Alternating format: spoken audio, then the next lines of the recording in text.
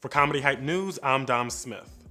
A Thin Line Between Love and Hate stars Martin Lawrence as Darnell Wright, who followed in the footsteps of characters like Eddie Murphy in Boomerang, and helped pave the way for characters like Bill Bellamy in How to Be a Player. Darnell is a classic womanizer who works at the dance club Chocolate City. Darnell and his best friend T, played by Bobby Brown, invite as many women to the club as possible with no intention of love or commitment.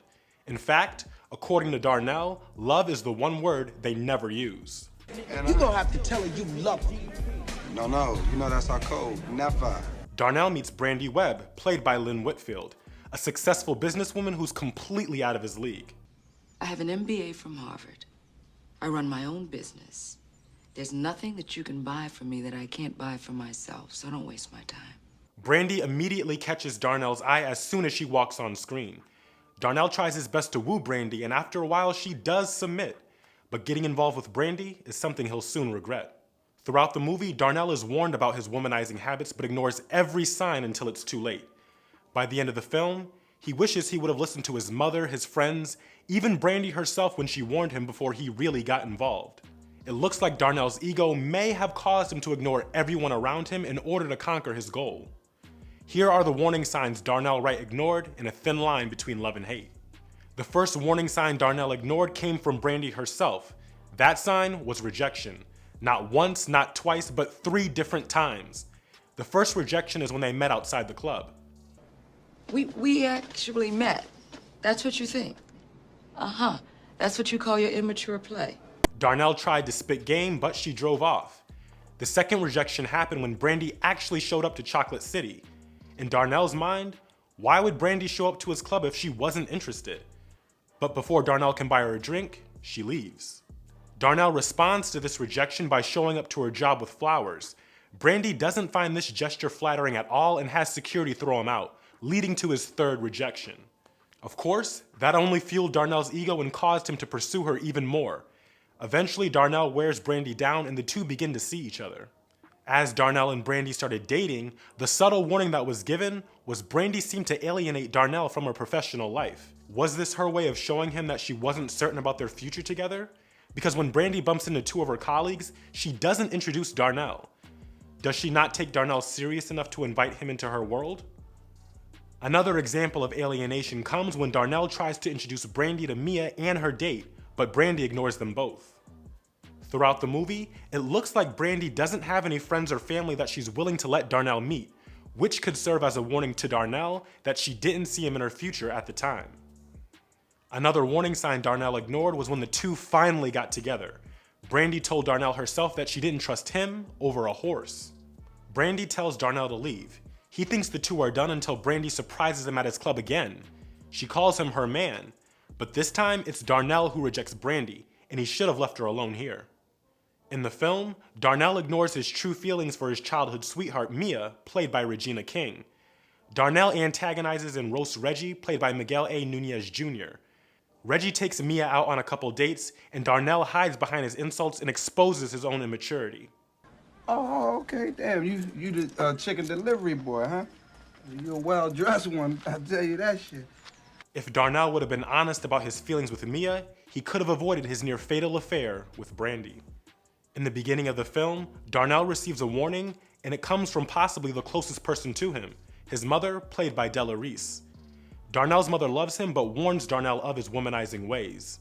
She doesn't like the fact that Darnell gives women her phone number instead of his. Your ways are going to catch up with you one day. A night full of passion can give you a lifetime of pain. It's a thin line between love and hate. This obviously references the film's title. The scene would foreshadow what's to come, and Darnell's mother would turn out to be right all along. In another scene, Darnell talks with the owner of Chocolate City, Smitty, who's married, but he used to have a reputation just like Darnell back in the day. Darnell asks him if he sneaks around on his women. Smitty responds by giving Darnell another piece of advice he ignores. Life is about choices, son.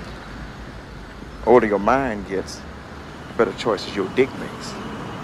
Darnell listens to his boss, but his message goes in one ear and out the other. After that, Brandy pulls up in a limousine and Darnell joins her to go shopping. Aside from his friends and family, Brandy gave Darnell a few warning signs herself. When Darnell goes over to Brandy's house, she lets him know that there are some things in her past that he doesn't know about. Some things that he probably wouldn't understand. She tells him that she cannot be hurt again. But what does Darnell do? He breaks the player's code by telling Brandy he loves her, just so she can sleep with him. The final warning sign could be the biggest warning sign of them all, even though it happened while they were sleeping together. Brandy told Darnell that she killed her ex-husband. He doesn't even ask what happened. What did he do? He was blinded by Brandy. Darnell's ego shines when he finally sleeps with Brandy, and the first thing he does is call T to brag. Now, the male ego can be looked at in two ways. The first, superiority. The more an ego gets fed, the better we feel. The second, inferiority.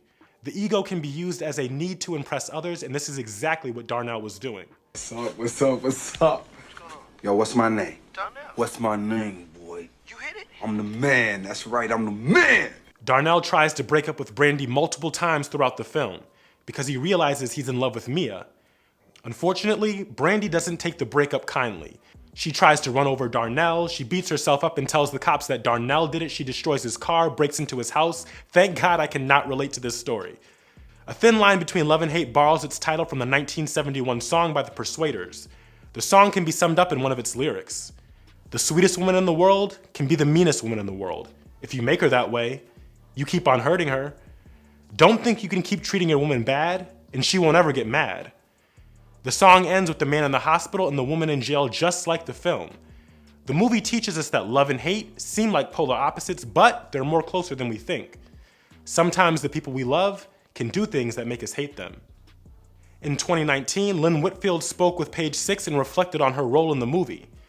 When asked if she felt Darnell earned what was coming to him, she said, "Well, the thing is, hurt people hurt people. I told him, I gave him guidelines, so in that state of mind she was in, he deserved everything he got.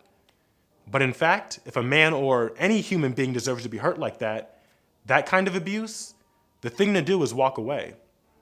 Whitfield continued by saying that a bunch of young men approached her to say that she taught them how to be a better man, and that means something to her. In 2018, she appeared on Reel It Back, where she watched scenes from the movie. "I remember feeling very warrior woman and very in charge, and the thing about Thin Line was I really felt I was doing an anthem for all women. I felt like sometimes our hearts are taken for granted, so I said, you know what? We need to make this like really more edgy. Martin told me, the further you go, the better it's going to be to tell the tale of a broken heart." Stay up to date with the latest news and comedy by subscribing here to our YouTube channel and follow Comedy Hype across all social media. For Comedy Hype News, I'm Dom Smith.